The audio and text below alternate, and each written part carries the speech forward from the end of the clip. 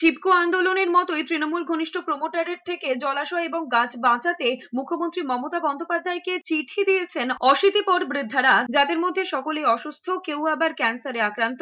এমনই ছবি ধরা পড়েছে মালদার ইংরেজ বাজার এলাকায়। জানা গিয়েছে, মালদার ১ নম্বর গভর্নমেন্ট কলোনির ঠিক মাঝখানে বহু আবাসনের পেছনে একটি জলাশয় এবং তার চারদিকে বহু গাছ রয়েছে। সরকারি নথিতে যা খাস জমি হিসেবেই চিহ্নিত বলে দাবি স্থানীয় বাসিন্দাদের। আর এই জলাশয় ভরাট করে দখল করার অভিযোগ ইংরেজবাজার পুরসভার চেয়ারম্যান কৃষ্ণেন্দু নারায়ণ চৌধুরীর ঘনিষ্ঠ ২ প্রমোটারের বিরুদ্ধে, যাদের মধ্যে একজন আবার ইংরেজবাজার পুরসভার তৃণমূল কাউন্সিলরের স্বামী। এলাকার বাসিন্দাদের অভিযোগ, এই জলাশয় ভরাট এবং গাছ কাটার পেছনে পুরসভার মদত রয়েছে। যদিও চেয়ারম্যান কৃষ্ণেন্দু নারায়ণ চৌধুরীর বক্তব্য, তেমন কোনো অভিযোগ তিনি পাননি, পেলেই ব্যবস্থা নেবেন। পাশাপাশি সব অভিযোগ উড়িয়েছেন প্রমোটার সন্তোষ কর্মকার। এই গাছ আমি কাটতে দিব না। ছোট থেকে আমি এখানে ৭৫ বছর বয়স হলো, আমি এখানেই মানুষ হচ্ছে, এখানেই সব।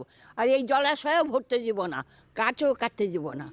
প্রমোটার একটা থ্রেট দেওয়ার চেষ্টা করছে যে এইখানে আমরা প্রমোটিং করব বলে, আশেপাশের বাড়িতে হুমকি দিয়েছে যে যাতে আপনারা এই বাড়ি ঘর বিক্রি করে দেন। কথা এগুলো আমার কোনো নাই, এখানে কোনো ব্যবসা নাই, কোনো কারবারও নাই।